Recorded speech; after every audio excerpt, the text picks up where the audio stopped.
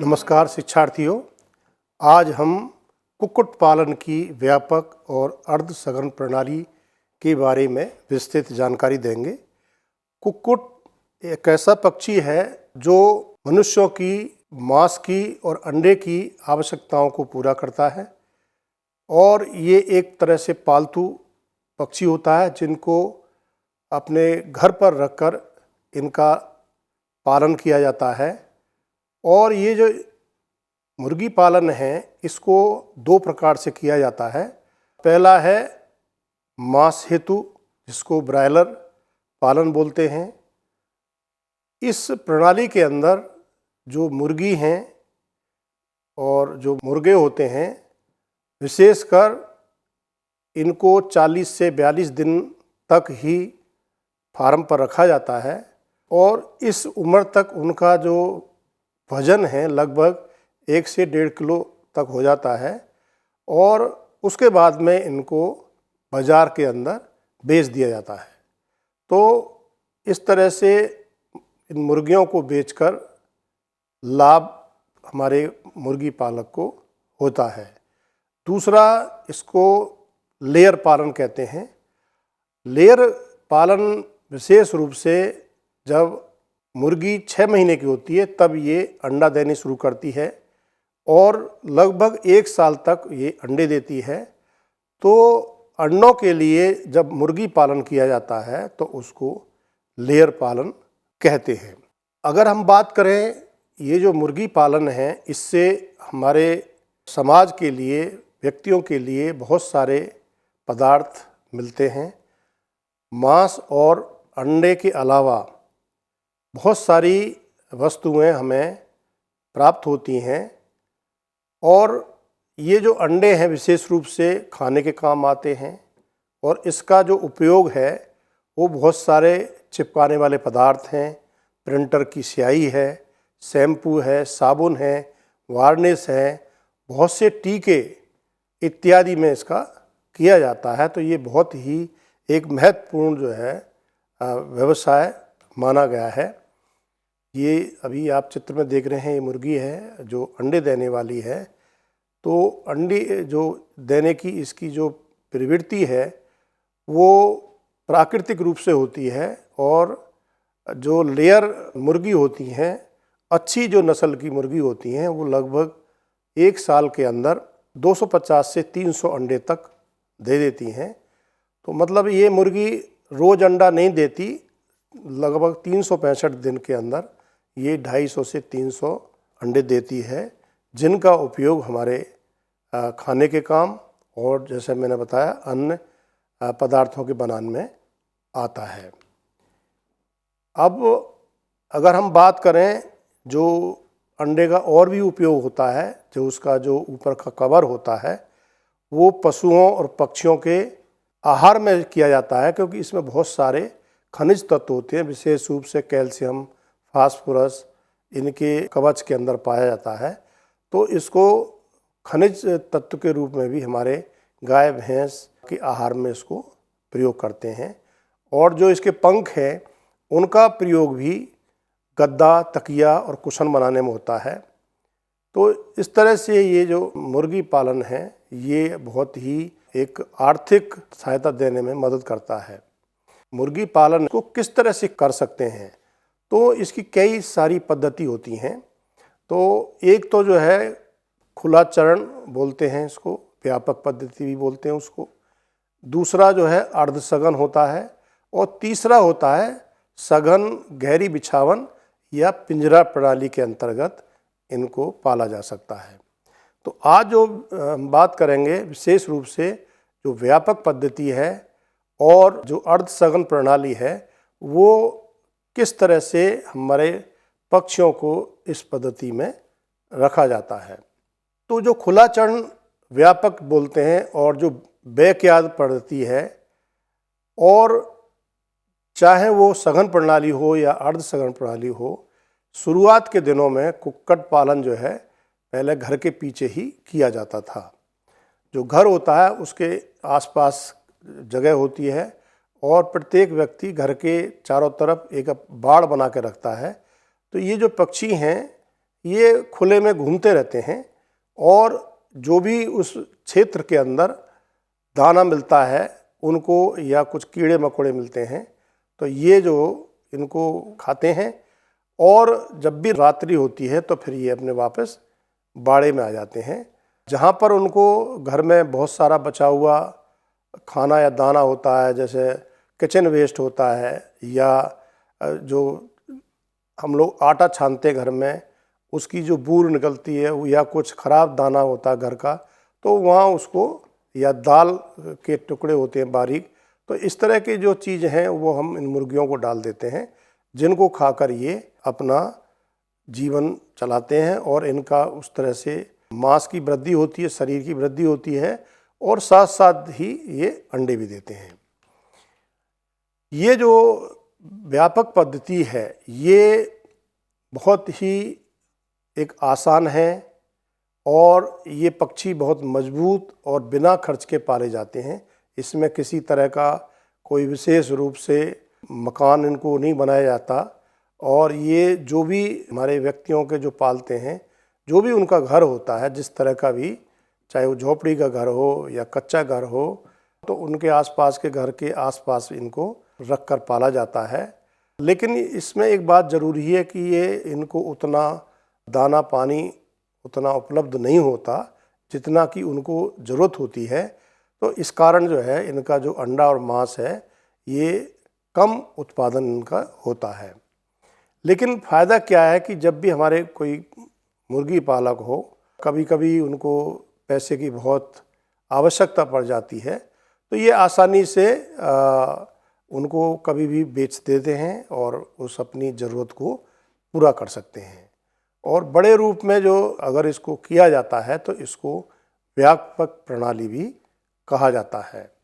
ज़्यादातर जो हमारे मुर्गी पालक हैं वो 15 से 20 जो मुर्गी हैं या मुर्गे हैं वही रखते हैं, जिससे उनके कई बार घर की जो ज़रूरत है अंडे की, और कभी कभी जो अगर वो मांसाहारी हैं तो जैसे वृद्ध वो पक्षी हो जाते हैं तो उनका भी वो मांस के रूप में उसका उपयोग कर लेते हैं।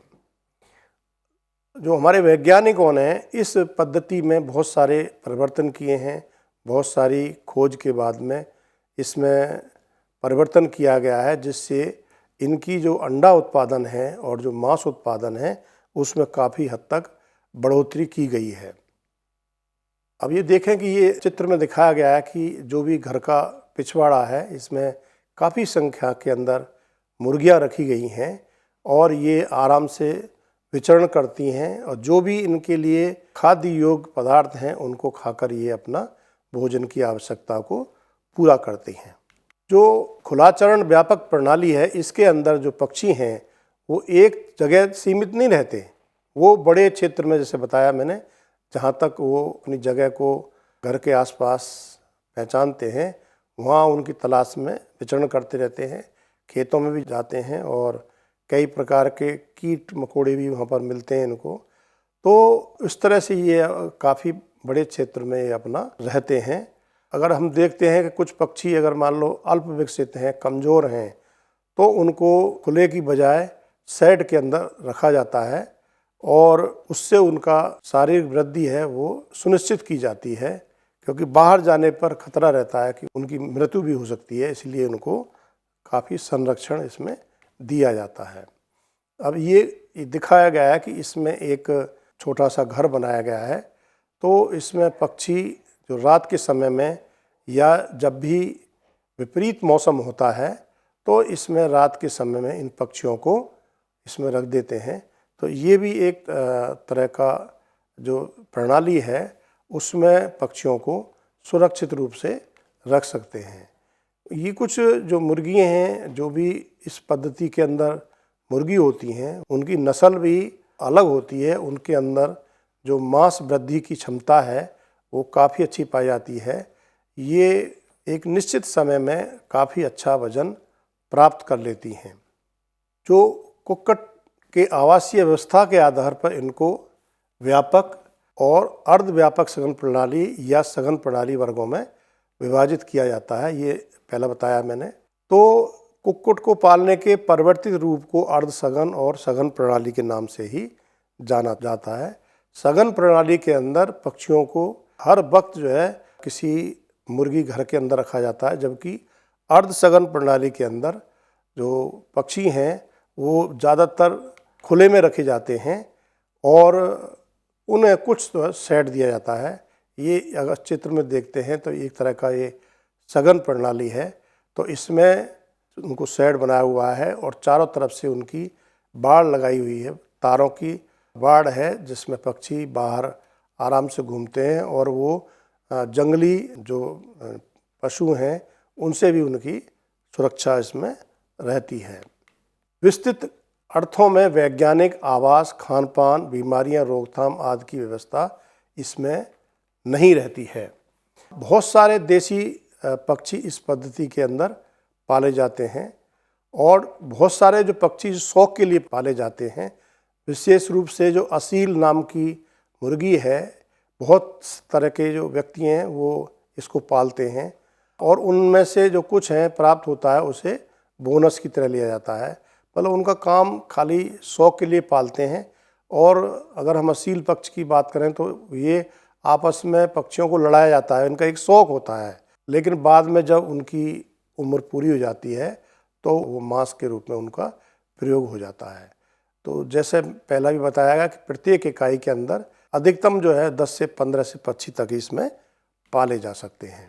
अब अगर हम बात करें कि इसमें क्या क्या लाभ इससे मतलब होता है, तो पक्षियों को रात के समय में कुछ ही देखभाल की आवश्यकता होती है। दिन के समय में कुछ देखभाल करने की ज़रूरत नहीं पड़ती। पक्षी अपने आप ही उसमें घूमते हैं और अपना दाना पानी लेते रहते हैं। दिन के समय में बाढ़ की वजह से पक्षी चोरी होने की संभावना भी कम हो जाती है, तो बाड़ लगाना एक बहुत अच्छी बात होती है। बाड़ लगाने से हिंसक जानवरों की पक्षी तक पहुंचने और बीमारी की संभावना भी कम हो जाती है। खान पान पर खर्चा ना के बराबर होता है, केवल थोड़ा अनाज ही दिया जाता है। पक्षी सूर्य के प्रकाश में रहकर कई प्रकार के विटामिन, विशेषकर विटामिन डी स्वयं ही प्राप्त कर लेते हैं। अब इसमें बात करें लाभ के अतिरिक्त कुछ इसमें हानियाँ भी होती हैं। पहली बात यह है कि इसके अंदर पक्षियों को बहुत ज़्यादा जगह की ज़रूरत होती है, क्योंकि ज़्यादा अगर ज़रूरत नहीं देंगे तो उनकी जो दाना पानी है वो उनको पूरी मात्रा में नहीं मिल पाएगा। और बहुत से इनके शत्रु जैसे कुत्ते हैं या बाज होता है आदि के द्वारा पक्षियों को ये खा जाते हैं, उन पर हमला कर देते हैं। चोरी की संभावना को केवल बाड़ लगाने से नहीं समाप्त किया जा सकता। अगर कोई चोरी करने के इरादे से आता है तो वो बाड़ से कूद कर भी पक्षियों को ले जा सकता है। तो इसमें बहुत ज़्यादा उसमें उसकी सुरक्षा नहीं होती। और जब तक इसमें कोई विशेष टीकाकरण नहीं किया जाता, मतलब इसमें कोई विशेष पक्षियों को रखा जाता, कोई किसी भी तरह का उसमें टीकाकरण नहीं देते हैं। तो ये जो अर्धसघन प्रणाली है और जो व्यापक प्रणाली है ये काफ़ी प्राकृतिक रूप से है और जो उनसे अंडा मिलता है वो भी बहुत अच्छी एक तरह से क्वालिटी का होता है, गुणदार होता है। और बहुत लोग इसके कहते हैं कि देसी नस्ल का जो अंडा है उसको पसंद करते हैं, वहीं खरीदते हैं।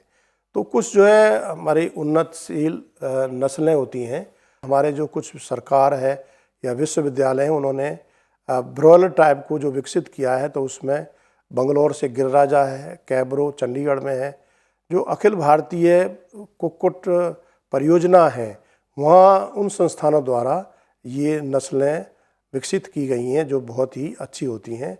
जो चंडीगढ़ है वहाँ से कैब्रो है, इज्जतनगर IVRI बरेली से निर्भीक है और जो चेन्नई में जो संस्था है उसमें नंदनुम 99 ये जो है नस्लें वहाँ से। अभी गिरिराज का जो देसी ब्रॉयलर है वो दिखाया गया है, ये आराम से बाहर रहकर बहुत अच्छी तरह से इसके अंदर वृद्धि होती है। जो अगर आप बात करें तो जो इज्जतनगर में हितकारी है, उपकारी है, कैरी गोल्ड है, ये एक तरह से IVRI से निकली हुई नस्लें हैं। ग्राम प्रिया हैदराबाद से है और उसी तरह से भुवनेश्वर उड़ीसा से कलिंगा ब्राउन और बंगलौर से गिर्रानी स्वर्णधवा, ये बंगलौर से है, और जो केरल है उससे जो है ग्राम लक्ष्मी और राजश्री नाम की जो नस्लें हैं वहाँ से इनको एक तरह से आज़ाद किया गया है। और हैदराबाद में भी एक वन राजा नाम की नस्ल है जो बहुत अच्छी उत्पादन करती है, ये भी वहाँ से उत्पत्ति उसकी हुई है। ये इस तरह से आप चित्र देख रहे हैं, बहुत अच्छी इसकी वृद्धि है, शारीरिक वृद्धि है। और उसी तरह से ग्राम प्रिया का चित्र दिखाया गया है। ये कड़कनाथ जो मुर्गी होती है ये बहुत ही प्रसिद्ध है और ये झाबुआ ज़िले में मिलती है मध्य प्रदेश के। और इसका जो मांस है वो काले रंग का होता है, फैट बहुत कम होता है, प्रोटीन की मात्रा बहुत होती है और इसको लोग बहुत ही पसंद करते हैं और इसके अंडे को भी बहुत ज़्यादा पसंद किया जाता है। उसी तरह से ये एक निर्भीक देसी ब्रायलर है, बहुत ही हार्डी होती है, बीमारियों के खिलाफ बहुत अच्छी इसकी क्षमता होती है। और ये क्रॉयलर जो है ये भी जो कैग है उसके द्वारा ये उत्पन्न की गई है। ये भी एक बहुत अच्छी नस्ल की मुर्गी है जो हमारे व्यापक प्रणाली और सघन प्रणाली के लिए या बैकयार्ड पोल्ट्री के लिए बहुत ही ज़्यादा उपयुक्त होती है। मुझे उम्मीद है कि आपको जो व्यापक प्रणाली है और जो अर्ध सघन प्रणाली है इसके बारे में आपको अच्छी जानकारी प्राप्त होगी। आपका बहुत बहुत धन्यवाद।